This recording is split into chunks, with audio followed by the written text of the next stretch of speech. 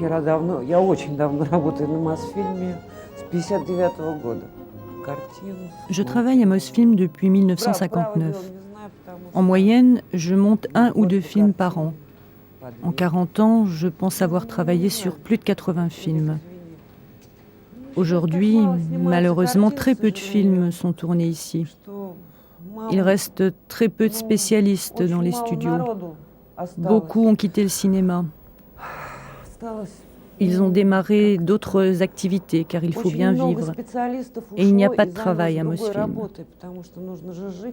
Le grand problème qui va se poser quand le cinéma va redémarrer, c'est que la plupart des techniciens ont été perdus.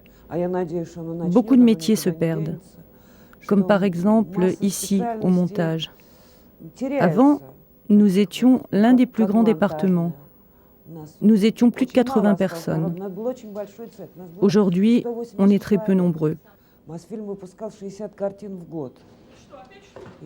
Sur un territoire aussi vaste, dans une structure aussi importante, on sort au plus 1 ou 2 films par an, alors que nous étions si puissants dans le passé.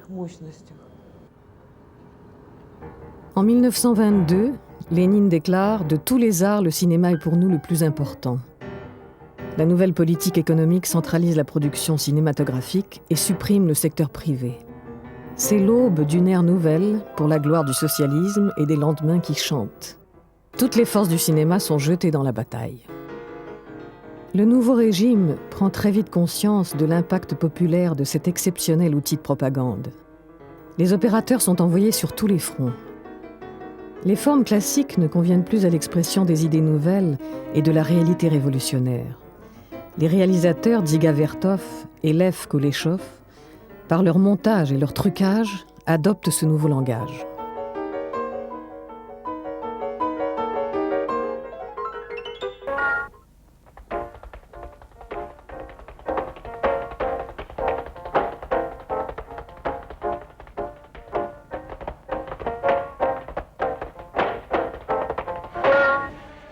Le jeune État soviétique met l'accent sur la rupture avec le passé. Il s'associe dans tous les domaines avec les générations les plus jeunes, celles qui nient les traditions. L'avant-garde est en marche. Avec le cuirassé Potemkin, Sergei Eisenstein s'affirme comme le chef de file de cette avant-garde.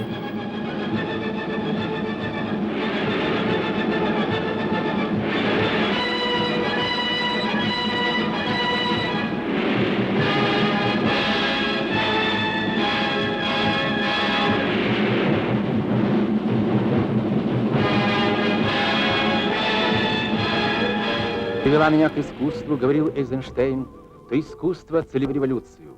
Я могу сказать, что мне, как и каждому, советская власть дала все, и как каждый из нас, я отдаю и отдам себя целиком нашей Родине, великому делу строительства коммунизма». Les premiers films des années 20, avec des réalisateurs comme Eisenstein, Pudovkin, Dovzhenko, Kuleshov, Vertov, aidaient les gens à devenir des citoyens conscients de la nouvelle société. Quand Staline est arrivé au pouvoir et que cela est devenu une manipulation dangereuse, tous les avant-gardistes ont fait marche arrière par rapport à cet art de propagande. À Moscou, sur le site qu'on appelait la colline aux moineaux, rebaptisé Mont Lénine, se construisent, sur plus d'une centaine d'hectares, les plus grands studios de cinéma d'Europe. Mosfilm. La superficie de Mosfilm est presque équivalente à celle du Kremlin. En 1931, Staline inaugure les nouveaux studios d'État. Les plus grands réalisateurs, issus du VGIK, l'Institut du cinéma de Moscou, tournent et montent à Mosfilm. La consigne est de galvaniser les masses en glorifiant la dictature du prolétariat. En 1932, plus d'une centaine de films sont réalisés en Union soviétique. Plus de la moitié sont tournés à Mosfilm. Le réalisateur, Mikhail Rom, se souvient du tournage de Lénine en octobre avec le célèbre acteur Shoukin. Je me souviens qu'on était en train de filmer l'épisode où Lénine monte à la tribune à Smolny, au milieu d'une foule immense. Les premières répétitions sont parfois ratées à cause des comédiens qui manquent encore d'habitude. J'ai dit aux figurants ce qu'ils devaient faire, et soudain, quand Shoukin a pénétré dans la salle d'une démarche énergique propre à Lénine, le millier de figurants s'est levé comme un seul homme, et a fait entendre une clameur d'exaltation. Beaucoup pleuraient.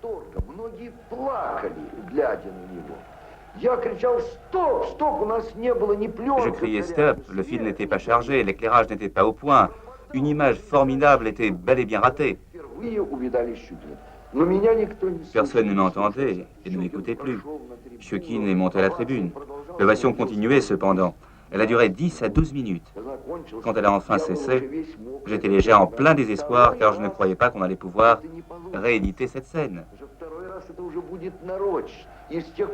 Depuis lors, chaque fois que Lénine devait apparaître au milieu de la foule, il sortait sans plus attendre et on tournait sans répétition.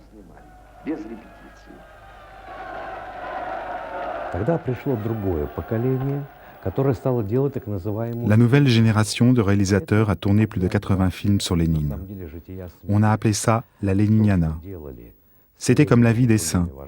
C'était une hagiographie typique de la pensée dogmatique de l'époque.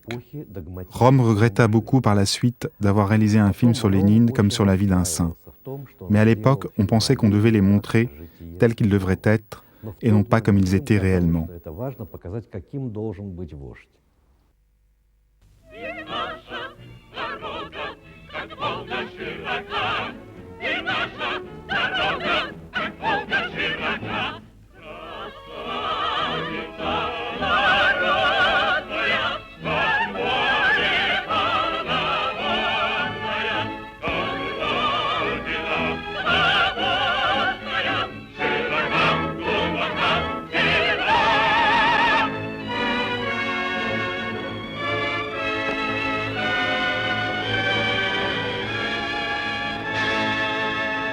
Le film Volga Volga est un film sur le folklore et en même temps une satire des fonctionnaires. C'est un film drôle, joyeux. Tout le monde se demande comment on pouvait rire à l'époque de la terreur. Justement, à l'époque de la terreur, le rire était sauveur.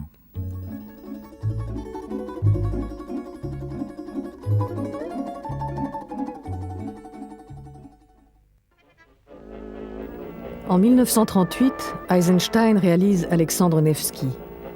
Le film glorifie la lutte contre l'envahisseur germanique. En 1939, Staline suspendra la diffusion du film.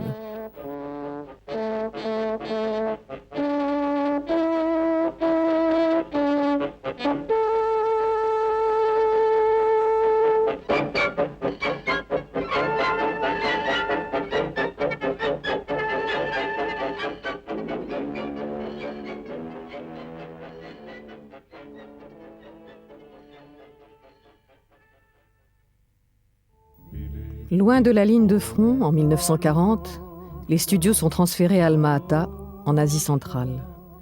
950 salariés partent au front. Plus d'une centaine ne reviendront pas.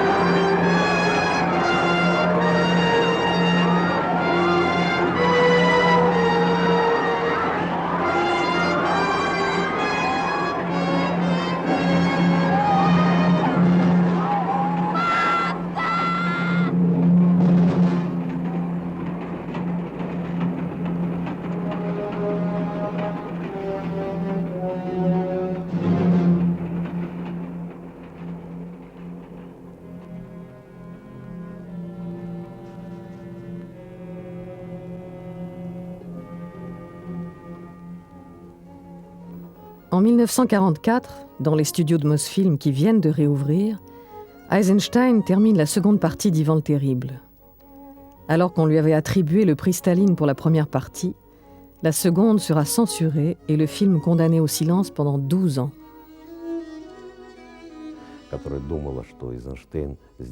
Ce film a été interdit car Eisenstein n'a pas fait ce qu'on attendait de lui. Ou plutôt ce qu'attendait Staline quand il lui donna l'idée de faire ce film sur Ivan le Terrible. Le comité des studios s'attendait à ce que le réalisateur fasse l'apologie du tsar. Il ne pouvait pas s'imaginer qu'il désobéisse et ne suive pas les directives. D'autant que le style du film ne correspond pas à ce qui se faisait au début des années 40. Le film transmet l'atmosphère de la terreur d'une manière tellement juste qu'il n'était pas nécessaire de le dire. Cela transparaissait, et tout le monde comprenait ce qu'était l'époque de la terreur.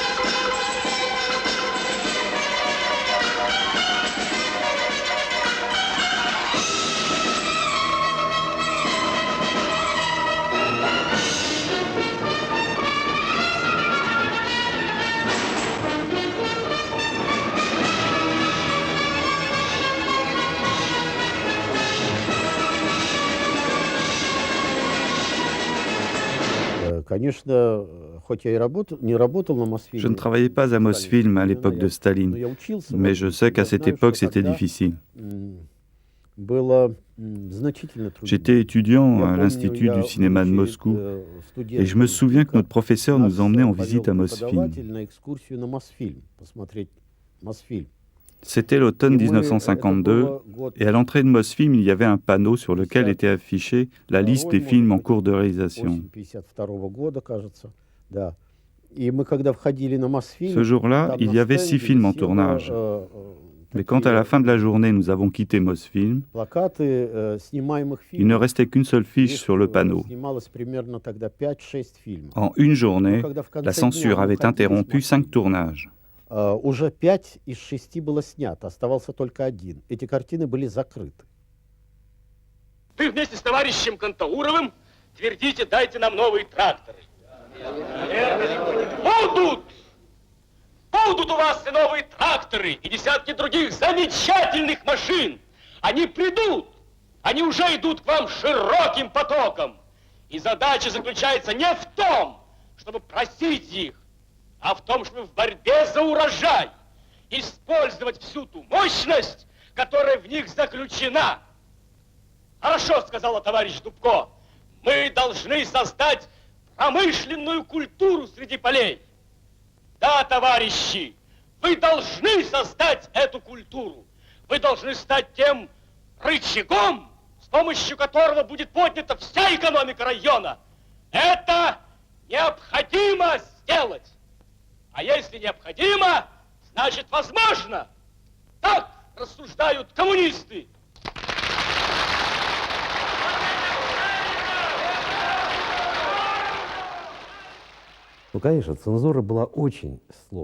La censure était très stricte, et en plus, chacun avait sa propre censure, car ayant peur pour leur vie, les créateurs s'autocensuraient. Malgré cela, beaucoup de réalisateurs comme Eisenstein, Pudovkin, Boris Barnett, mais aussi Abraham Rom et Tchanchenko trouvaient les moyens de baisser la pression des censeurs. Ils trouvaient les chemins qui la contournent, les moyens qui expriment les sentiments humains, même dans les conditions de la censure.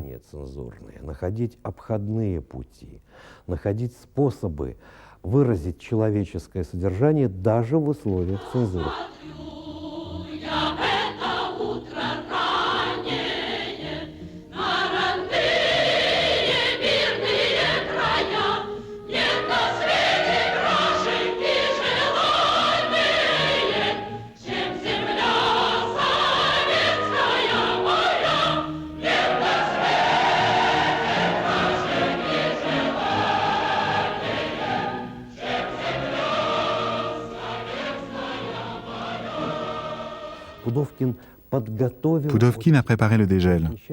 Malheureusement, il est mort jeune. Mais le film La Moisson a préparé la génération suivante qui était arrivée sous Khrouchtchev. C'était la première hirondelle du dégel à venir.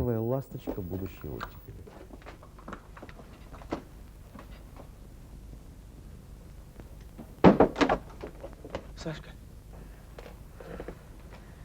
умер Сталин.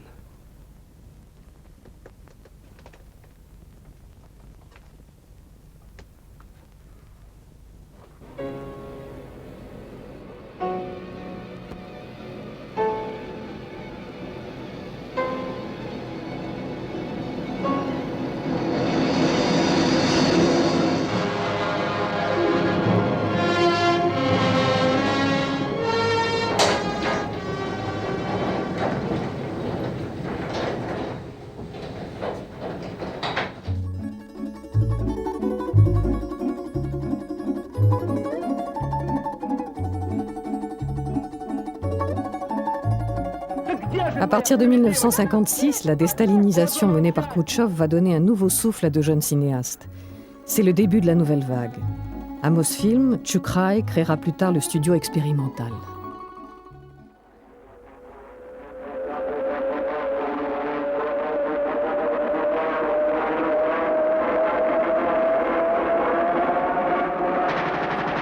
Les studios continuent à produire des films de guerre, dont le célèbre « Quand passent les cigognes » du vétéran Mikhail Kolotozov. Le film obtient la Palme d'Or au Festival de Cannes en 1957. Вероника! Степан! Цветы. Тебе. Ну? Что? Понимаешь?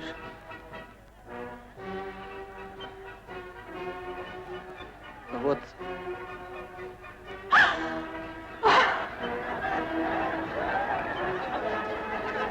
Бандит!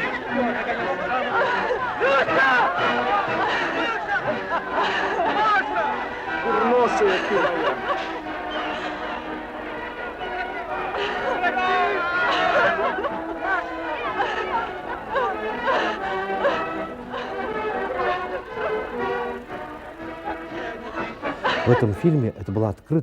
Ce film est un mélodrame, ce que le cinéma russe en général essayait de gommer.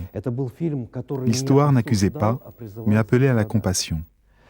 Pouvoir compatir était nécessaire pour le spectateur.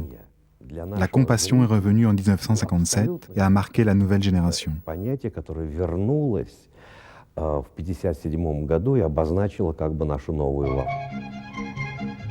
En 1964, le public découvre dans Je me balade dans Moscou un jeune acteur prometteur, Nikita Mikhalkov.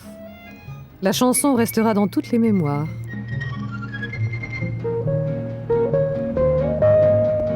А я иду, шагаю по Москве, но в жизни я пройти смогу. Молодой человек! Ты чё кричишь? Я пою. Гражданин! Что? Идите сюда. Зачем? Иди-ка, иди-ка. Что? Спой еще. Да ну... А я иду, шагаю по Москве, но я пройти еще смогу. Соленый тихий океан и тундру и тайгу.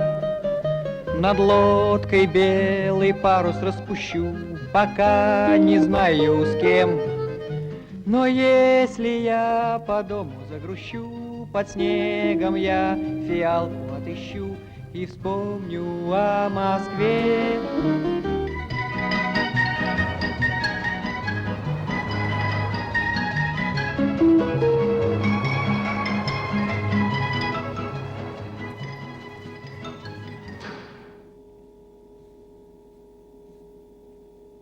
En 1964, j'avais 16 ans quand j'ai commencé à travailler ici, dans le studio numéro 1. Au départ, je travaillais dans le laboratoire son, et à ce moment-là, on tournait Guerre et paix de Sergueï Bondarchuk. C'était un gros tournage, très complexe. Cette année-là, tous les techniciens, tous les spécialistes étaient réquisitionnés pour travailler sur ce tournage. Moi, j'étais perchman. On m'a amené ici, dans ce studio, où on avait construit un immense décor avec un magnifique parquet. C'est ici qu'on a tourné la grande scène du bal de Natacha Rostova. Обклеены такие типа расписные паркет.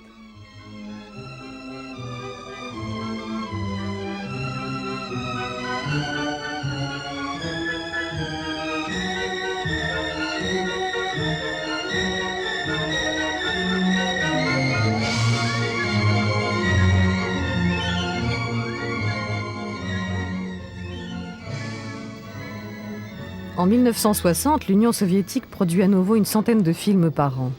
C'est l'âge d'or des studios Mosfilm. Les réalisateurs adaptent à l'écran la plupart des classiques de la littérature russe. Le tournage de Guerre et paix va durer 3 ans. L'Armée rouge fournira les 20 000 figurants nécessaires à la reconstitution des batailles.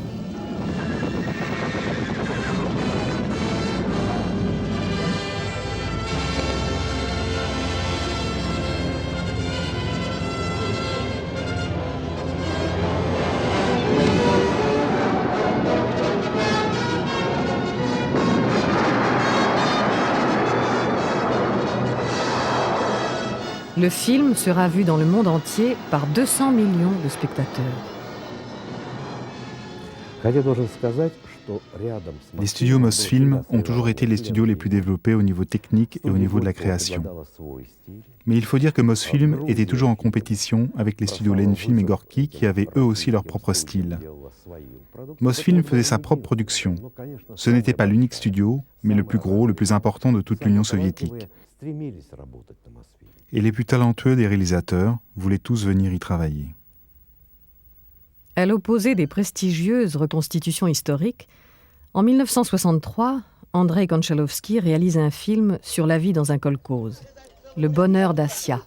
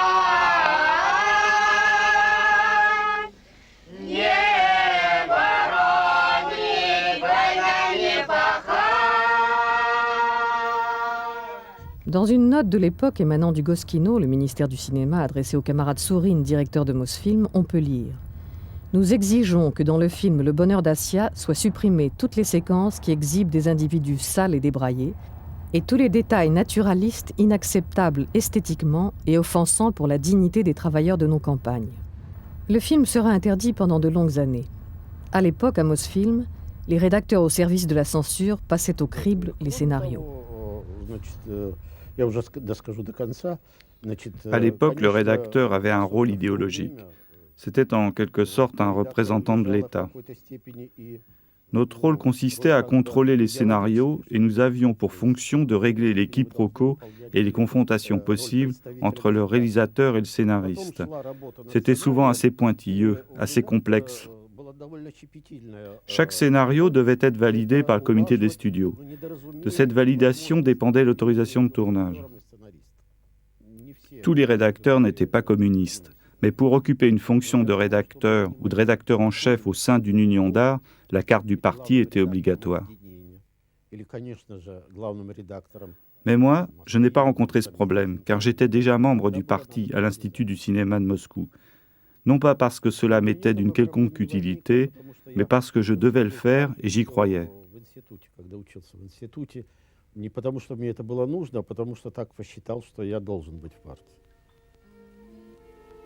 Глубоко, а? Конечно. А если колодец очень глубокий, то даже в самый солнечный день в нем можно увидеть звезду. Какую звезду? Да любую. Вижу, мам, вижу. Да-да, вон она. А почему она? Потому что для нее сейчас ночь. Вот она и вышла как ночь. А разве сейчас ночь?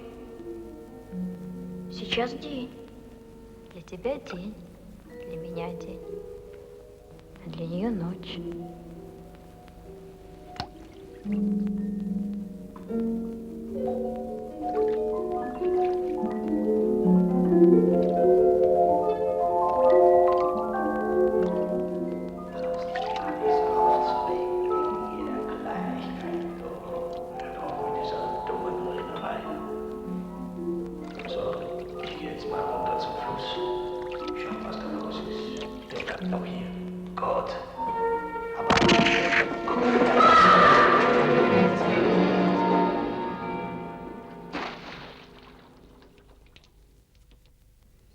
Нет, с Тарковским было работать очень сложно. C'était très difficile de travailler avec Tarkovsky. C'était un impatient, un caractère. Il supportait très difficilement les remarques, les critiques et la volonté des gens à le faire changer d'avis. C'était vraiment très difficile de travailler avec lui. À cause de son caractère, de son impatience, ses scénarios avaient des difficultés à passer, à être acceptés. Но из-за этого у него иногда возникали сложности с прохождением его сценарием из фильмов. Parfois, à la commission de contrôle des films, il y avait des gens idiots qui ne comprenaient pas le langage poétique, les métaphores, les symboles. Et s'ils ne comprenaient pas grand-chose, ils soupçonnaient qu'il y avait des sous-entendus qui pouvaient être dangereux. Alors, on interdisait le film, sans même en comprendre le sens.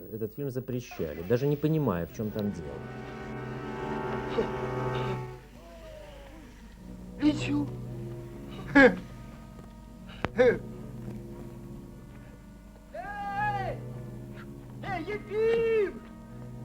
Ты куда?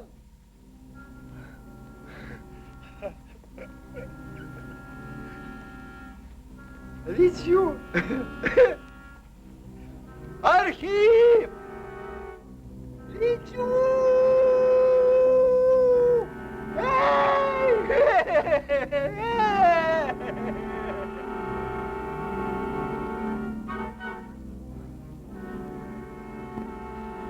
Эй, вы догоняйте меня! Эй! Я в течение 20 с лишним лет работал в Советском Союзе. J'ai travaillé pendant plus de 20 ans en Union soviétique. За эти годы я сделал только 5 картин. En plus de 20 ans, j'ai fait 5 films seulement. Из этих, в течение этих лет, 17 лет я был безработным. Donc pendant 17 ans, j'ai été au chômage pratiquement. Потому что начальство не хотело, чтобы я делал картин больше. Ne voulait pas que je fasse plus de films. Они хотели, чтобы я делал другие какие-то Ils картины. voulaient me faire d'autres films. И ужасно сопротивлялись против всех моих замыслов. Et étaient toujours opposés à mes projets. En 1973, en pleine période de stagnation, un jeune réalisateur, Vassili Choukhin, tourne L'Aubier rouge.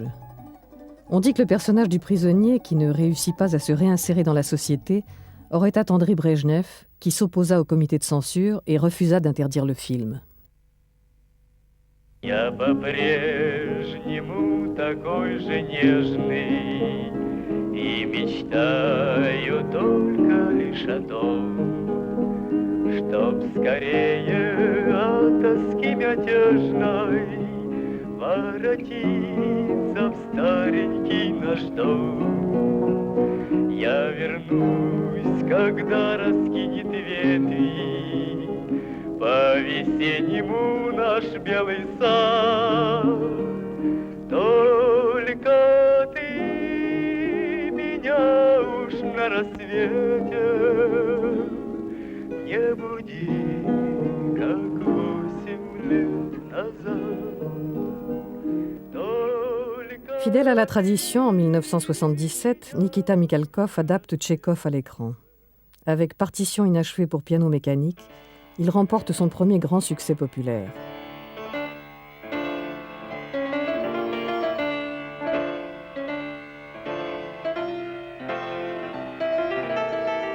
Не может этого быть. Захар?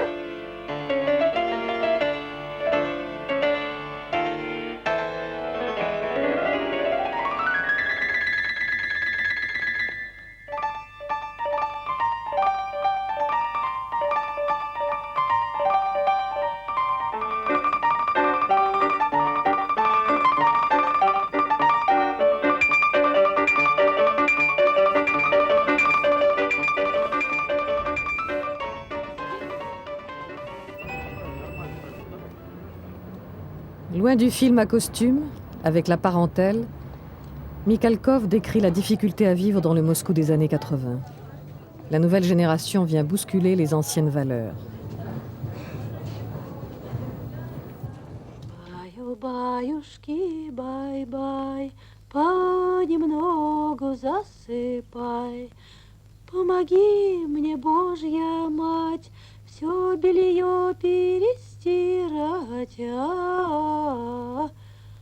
Ириш, а мама с папкой ругались, да? Может, он выпивать начал?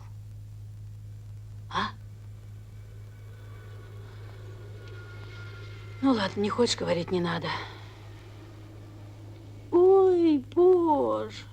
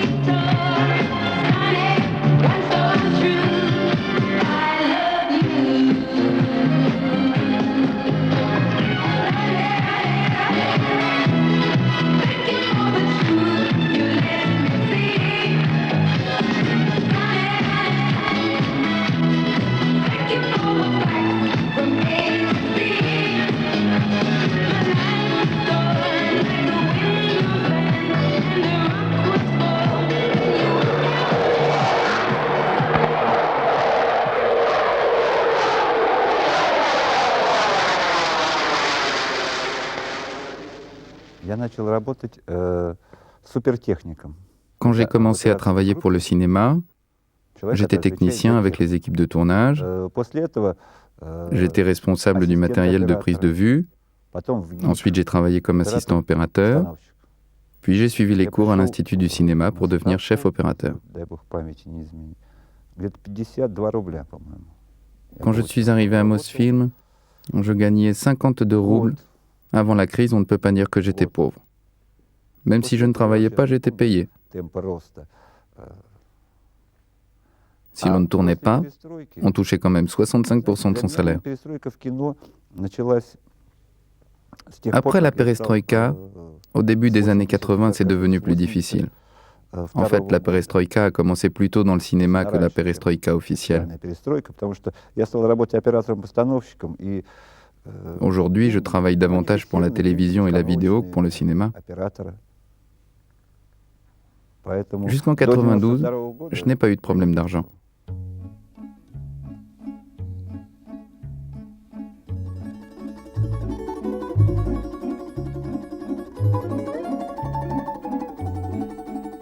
Avec la petite Vera, Vassili Pitchoul réalise un film corrosif et désabusé qui passe au crible la société soviétique et ouvre les années Gorbatchev.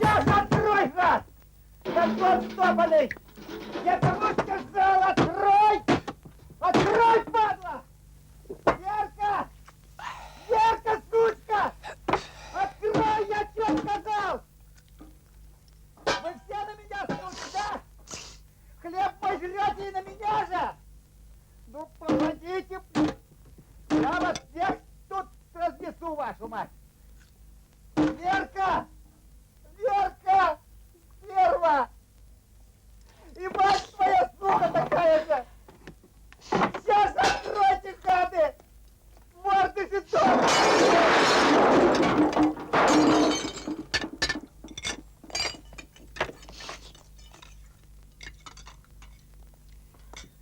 Раковину сорвал.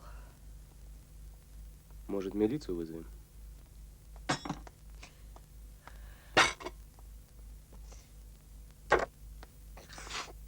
Баб, ты жив? Ну что ты? Руку поранил. Наверное, такой точкой перелома было... Je pense que l'année de cassure fut l'année 1986 lors du 5e congrès de l'Union des cinéastes. Quand l'Union des cinéastes a déclaré qu'elle allait suivre sa propre ligne, une ligne indépendante qui ne correspondrait plus toujours à celle de l'État et du ministère du cinéma.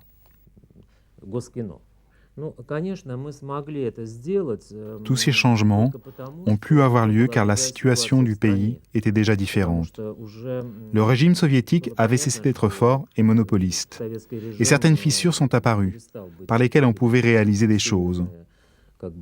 On a essayé, et finalement, on a réussi.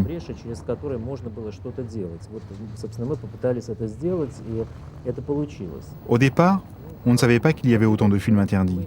Ce fut une grande surprise. On pensait qu'il n'y en avait que 10, 15 ou 20 films interdits. En fait, il y en avait beaucoup plus, à peu près 250 films.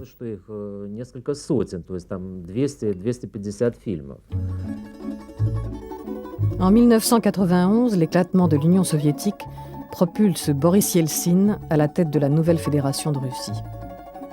La production cinématographique s'effondre, mais Mosfilm participe à Ryaba Mapul de Konchalovsky.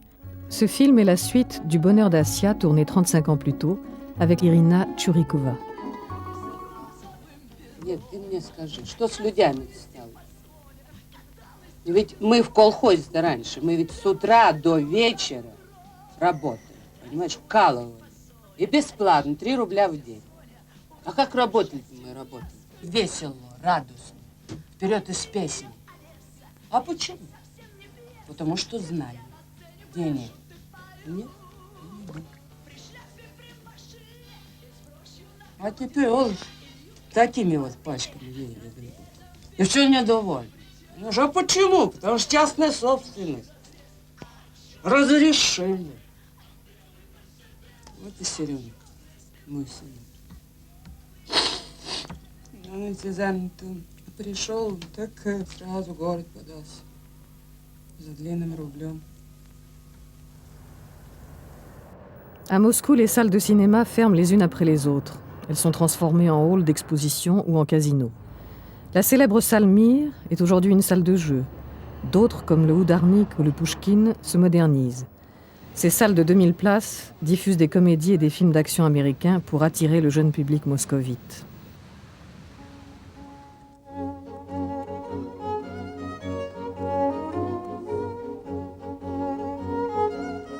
À l'image du pays, Mosfilm est divisé en 9 sociétés indépendantes. À la tête de chacune de ces sociétés privées, on retrouve des grands noms du cinéma. Depuis 1998, Mosfilm est présidé par le réalisateur Karen Shakhnazarov. Ну, в общем-то, Мосфильм живет исключительно на свои деньги. Aujourd'hui, Mosfilm vit uniquement avec ses propres moyens. Et malheureusement, c'est insuffisant pour résoudre tous les problèmes. Mais petit à petit, on essaye de renouveler notre matériel.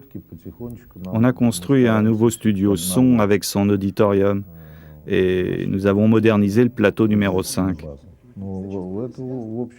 Voilà 9 ans que nous n'avons rien reçu et l'on vit de ce qu'on arrive à gagner nous-mêmes. Вот как сравнить, если танкер, да, там, водоизмещением, там, 500 тысяч тонн, да, его же невозможно в море повернуть сразу. Vous savez, c'est comme si on comparait un gros paquebot qui pèse 500 000 tonnes. Il lui faut 100 km pour prendre un virage. Un petit bateau, il peut tourner très vite.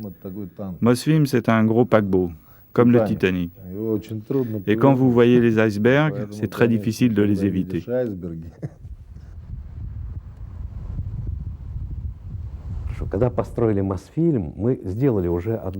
La première erreur, on l'a faite lors de la construction de Mosfilm.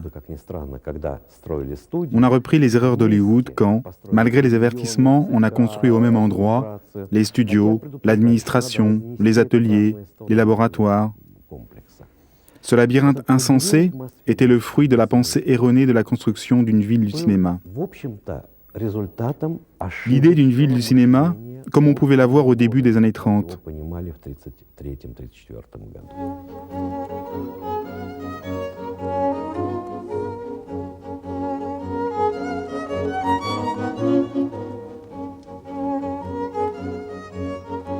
Aujourd'hui, les jeunes réalisateurs jouissent de la liberté artistique, mais ils sont désormais confrontés aux contraintes budgétaires. On tourne encore des publicités et des sitcoms, mais les studios produisent moins de 10 films par an. Dans sa période la plus faste, Mosfilm employait 5000 personnes qui travaillaient sur ses 13 plateaux.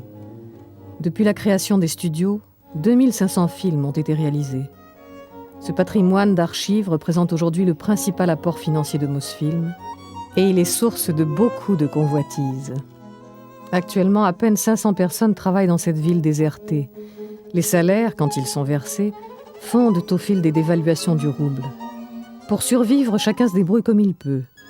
Avec les anciens décors, on fabrique des chaises et des escaliers qu'on vend aux particuliers. Et les hangars abritent des produits de consommation destinés à alimenter le marché russe. Il y a quelques mois encore, on élevait des chèvres et des poulets dans l'enceinte des studios. J'ai intégré le parti par conviction, car je considérais que cela était nécessaire. Je suis un exemple parmi d'autres. Quand j'étais petit, je croyais en Dieu et ma mère et ma grand-mère m'emmenaient à l'église. Ensuite, quand je suis rentré à l'école, j'étais pionnier, puis après dans les Komsomols, les jeunesses communistes. J'étais un bon élève et progressivement, j'ai cru que le chemin qui mène à la vérité, c'était le communisme. J'en étais convaincu idéologiquement.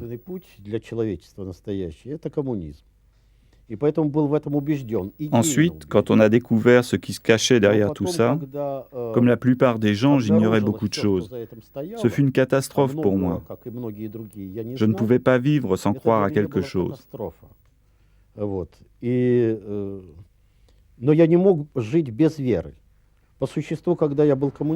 Quand j'étais communiste, j'étais croyant, mais je ne croyais pas en la bonne cause. Quand j'ai compris que tout était bâti sur du mensonge et de l'immoralité, je ne pouvais pas rester dans le vide.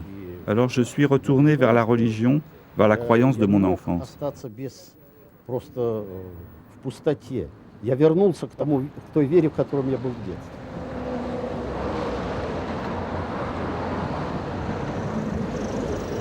À Mosfilm, chaque année, les anciens acteurs, réalisateurs et techniciens se rassemblent.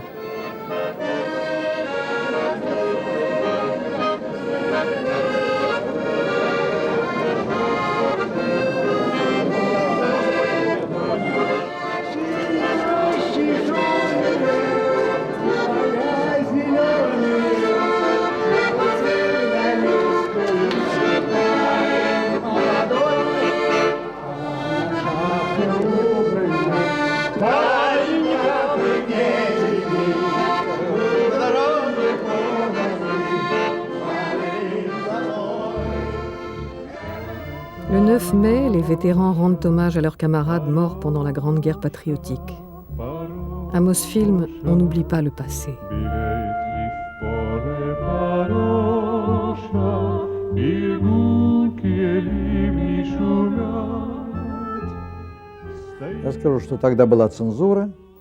Je dirais qu'à l'époque, il y avait la censure et aujourd'hui, il y a le dollar.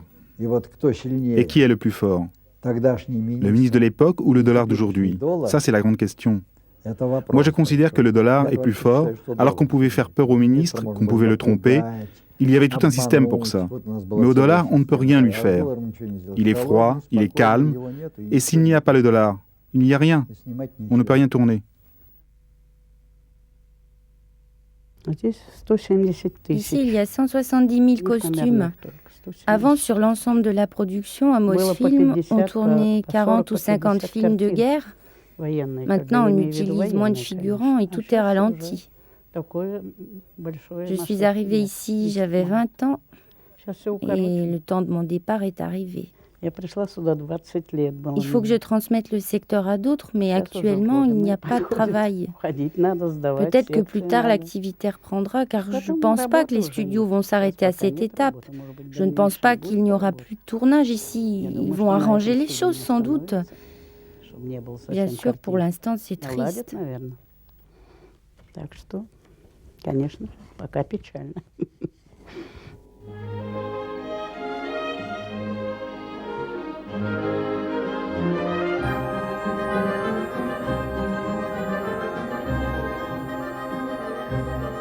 Так, ну этот костюм был сшит для сказки «Сказка о царе Салтане». Ce costume a été conçu pour le film Le conte du tsar sultan.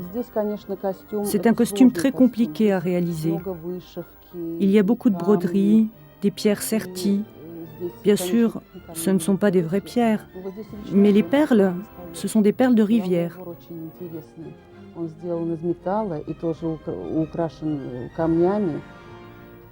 C'est le costume du film Boris Godunov.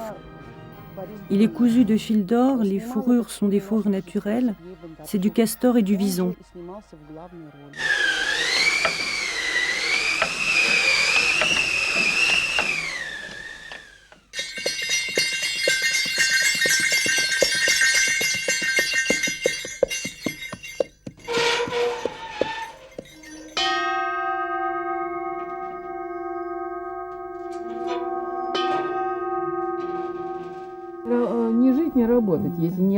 On ne peut pas vivre et travailler s'il n'y a pas d'espoir. On ne peut pas dire si ce sera mieux ou pire plus tard, mais on travaille quand même. Et quand on se trouve devant un réalisateur complètement étrange qui vous dit « Faites-nous le son d'un ange qui passe », rien que pour ça, ça vaut le coup de venir au travail.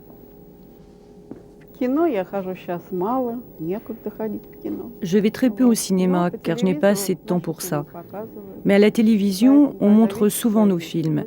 Et quand on voit ses propres films, on les reconnaît toujours. Je reconnais tel ou tel accessoire, je reconnais toujours mes films. Je pense que Mosfilm va renaître un jour. Il devrait renaître parce que le cinéma a toujours été à la première place dans notre pays. Et je pense que l'on fera toujours des films. Peut-être pas pour le cinéma, mais pour la télévision. On fera des séries. Je pense que le cinéma ne disparaîtra pas complètement. Du moins, je l'espère.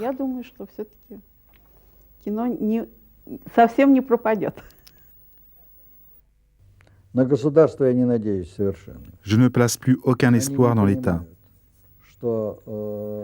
Les politiques ne comprennent pas qu'il y a autre chose que le pain et les vêtements, mais que l'essence d'une nation, c'est son âme, sa culture.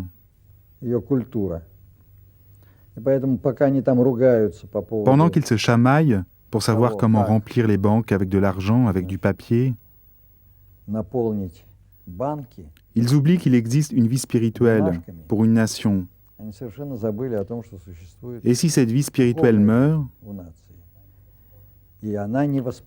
on ne pourra jamais la faire renaître.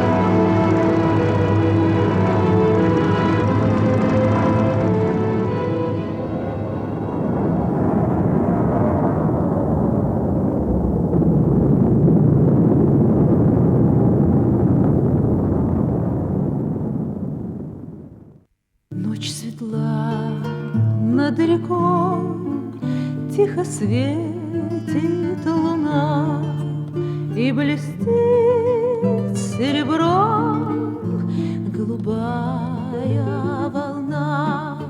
Темный лес там в тиши изумрудных ветвей, звонких песен соловей. Темный лес там в тиши изумрудных ветвей, звонких песен своих не поет соловей. Милый друг, нежный друг, я как прежде любя, в эту ночь при луне вспоминаю тебя. В эту ночь при луне на чужой стороне, милый друг, нежный друг,